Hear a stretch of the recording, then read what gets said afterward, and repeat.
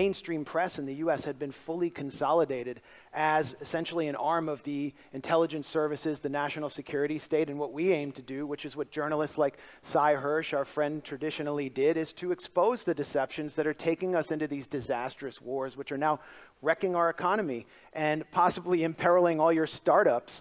It's something that the mainstream media now, echoing Joe Biden as his little band of stenographers, is calling the Putin price hike. And for doing the kind of reporting we do, no one debates us. They don't challenge us on the facts. What they do, and Aaron's going to address this, is they try to deplatform us, they try to censor us, and they claim that me and Putin made a deal to set up the gray zone. They also say, you know, I mean, this is the mainstream press, the one that's freaking out about disinformation. You've had a lot of panels here on disinformation. They also said that Putin paid bounties to the Taliban to kill US troops. The New York Times reported that, as if the Taliban needed extra incentive to get rid of occupiers that had been there for 20 years. They said that Putin fabricated the existence of Hunter Biden's laptop, as if the Biden family couldn't be completely corrupt with business deals in China and Ukraine. They said that Putin helped, Kamala Harris, the VP, said that Putin helped launch the anti-racism protests of Colin Kaepernick, while CNN reported that Putin is spreading racism in the United States. I mean, Putin is being blamed now by a member of parliament in the UK named Tobias Ellwood for the British rail strikes. So what's going on here? Why is Putin being blamed for everything? It's because the role of the mainstream press, which is spreading all these lies, which is the most prolific disseminator of disinformation on the planet, is seeking to distract us from what our predator class at home is actually doing to us, to divide us and destroy our economic livelihoods. And so we exist to do something else. These are quite hard lines. Now, talk about censorship, right, Aaron? You must have come really under attack for exactly defending your, editorial guidelines, right? Tell me about how that came about. Just recently at the Grey Zone, we obtained some leaks from a British journalist named Paul Mason, who claims to be... About a British journalist. About a British... Yeah. Yeah, right. But these emails came from the emails of Paul Mason. He was sending them. And basically, he was plotting with some colleagues and some contacts inside the British National Security State to have us deplatformed. And there's a long conversation about it, and I can't go into details, but basically, nowhere in these exchanges does it occur to them, if we don't agree with the Grey Zone, why don't we just write an article debunking them? They've put out a bunch of reporting. We cover all sorts of topics, Russia, Syria, Ukraine, China. Put out an article refuting us based on facts. That's what intellectually honest people do. These emails expose a prominent British journalist working with someone in the UK Foreign Office who is an intelligence officer, Andy Price, to get us removed from all social media platforms and removed from PayPal, as other alternative media outlets like Mint Press and Consortium News were, simply because he doesn't like our opinions on the NATO proxy war in Ukraine. That's where we're at right now. Guys, Grey Zone basically means standing between black and white. Would you really stand between different sides, or are you basically always taking the counter side? It seems to me like you're, against all mainstream media and just, for everything else. We have our political views. I mean, I personally identify with the left, I always have, but the facts are the facts. And journalism was once considered a trade where the facts come first. Mm-hmm. But in this environment where essentially our journalism is controlled by the same people who control our society. So are you only fact-based, or are you opinionated and do you write commentaries and all that? We have our opinions, but the facts always come first. Mm-hmm. And what makes us stand out, I think, is that so many of our colleagues, unfortunately, have abandoned that tradition of not putting the facts first. And look, the most hilarious example to me was when for 4 years it was fashionable in the US to believe that the president of the US was a Russian asset and was being compromised with P-tapes and other forms of blackmail. It was transparently ridiculous, it was a scam, but everybody went along with it. Not because I think they actually believed it, but because that was the dominant partisan narrative of that time, and we're above that. I guess it's fair to say that most people here also in the audience and myself don't trust all the mainstream media, because we have so many different platforms right now, social media, we get a lot of sources, sometimes it's of course an overflow of news as well, so it's really important that we select wisely and we make our judgment afterwards. But would you say that the trust in the mainstream media will decline further from here, or has it reached the lowest point already? Hopefully it will. People need to see that the mainstream media has functioned as a mighty Wurlitzer for the policymakers that are engaged in a controlled demolition of our economy. A new survey reported by the Quincy Institute in Washington shows that US media reported more on Ukraine, all with one voice, one message, one line, which was completely identical to the line of the Defense Department and the State Department, which is also the line of the Canadian government, more than it ever reported in any month on the US assault on Iraq and Afghanistan. And so it's the mainstream media that's been driving what Congress now acknowledges is a NATO proxy war in Ukraine. And what has it led to? It has led to hyperinflation through the sanctioning of one of the world's largest exporters of oil. It has led to record gas prices. It's led to economic ruin on the horizon, a global recession, famine in the global south. And the media was telling you that Ukraine was going to win, the Russian economy would be ruined, these sanctions were just, and everything's going to be fine. And the public is not on board anymore. Maybe this is a bubble, and you don't feel that here, but go outside and talk to regular people, the people who were ignored and demonized by the Canadian media, like the people who were protesting in Ottawa, who had their bank accounts seized, who were called hate mongers and white supremacists. Those people are not going to be happy. There's so many reasons why the public has lost confidence in the media. I mean, we all remember Iraq WMDs. Even in the run-up to the 2020 election, some anonymous intelligence officials decided to say that Hunter Biden's laptop was just Russian disinformation. And that was enough for pretty much every single media outlet, with a few exceptions, to say, okay, we're not going to cover it. And then now we have to acknowledge, oh yeah, right, we were wrong about that. But there are so many examples of this, and so when it happens enough times, no wonder people are losing trust.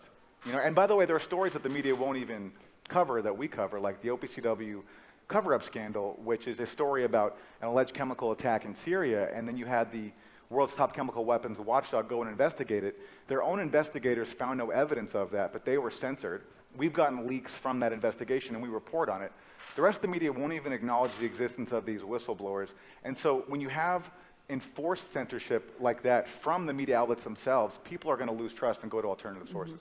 I remember when Al Jazeera launched in Qatar, one of their main mottos and goals was Al-Rai wal-Rai al-Akhar, you understand probably, one opinion and the other opinion. It's always important, of course, to show all sides of the story, but to me it seems that your work is activist journalism, right? You don't want to just show the second side of the story. So what is your ultimate goal, Max? All the mainstream media are activist journalists. They are activists for neoliberal capitalism and for the political establishment. That's why they spend hours and hours on January 6th instead of doing hours and hours of reporting in the trenches in Appalachia of people who are dying of opioid deaths and being flooded with this poison. There are so many issues they could be talking about. Why are they talking about January 6th constantly? It's because they are activists for their cause.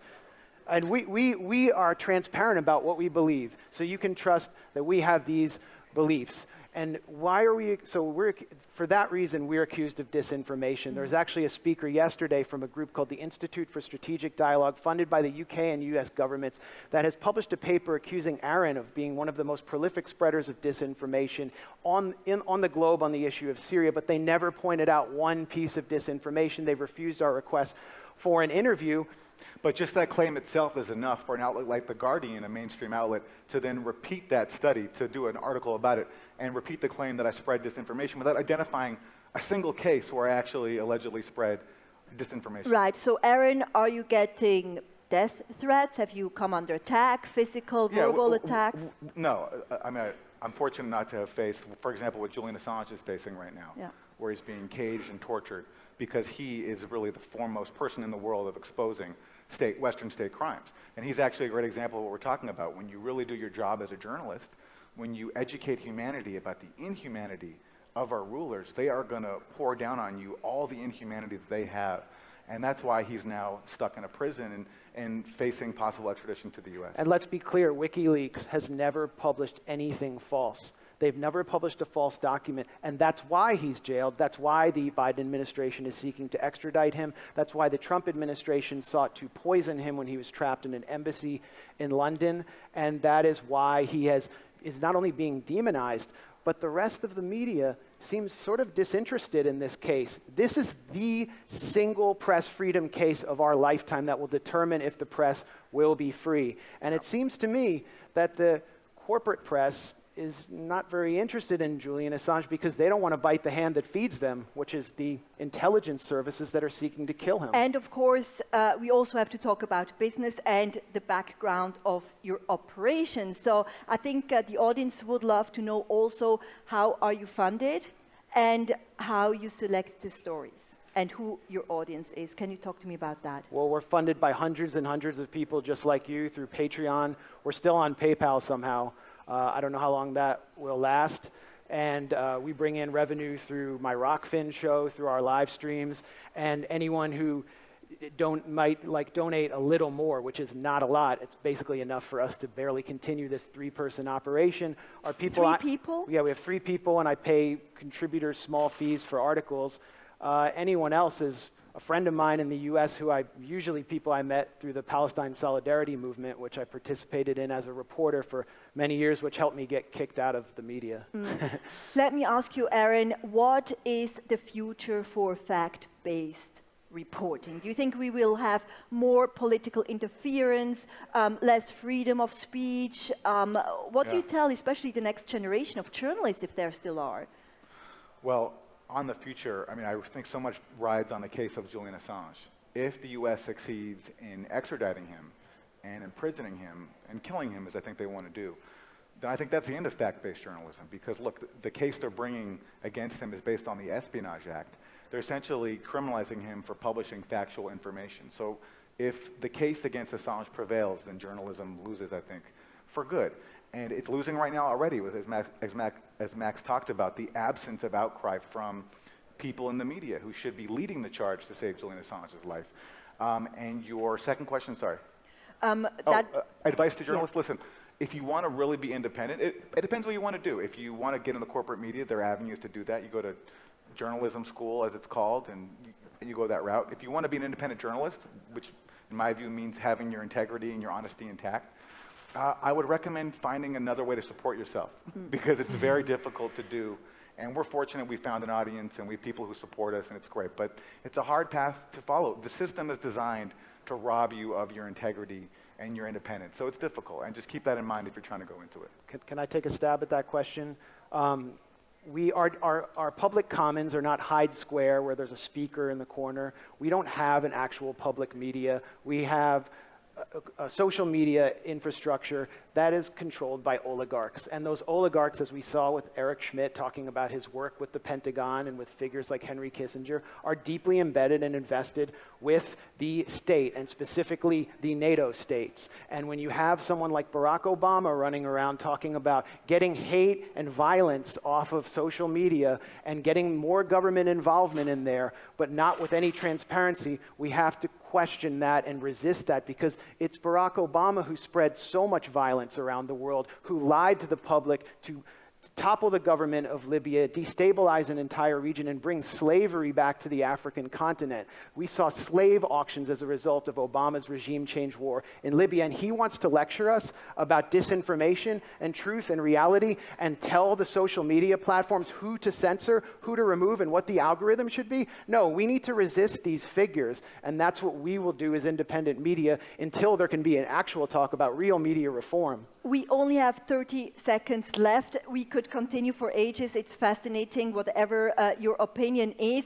Aaron, last question to you. What do you think is the role of social media in promoting fake news in the future especially?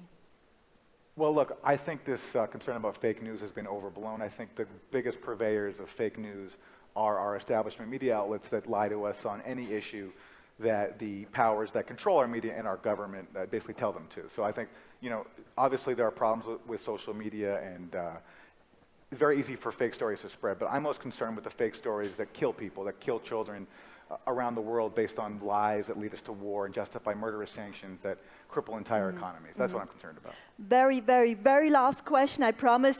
Max, in 5 to 10 years, where do you think will Grey Zone be? In 5 to 10 years, I hope that Julian Assange will be free and will be able to be with his family, and we'll still be able to have conversations like this. And I'm not sure that that's the case. And the corporate media, which is represented well at this conference, will be to blame. Maybe even Julian Assange will join your company one day. I Who would love knows? that. I've become close to his family, and it's really painful to see the destruction of someone simply for publishing facts. Yeah.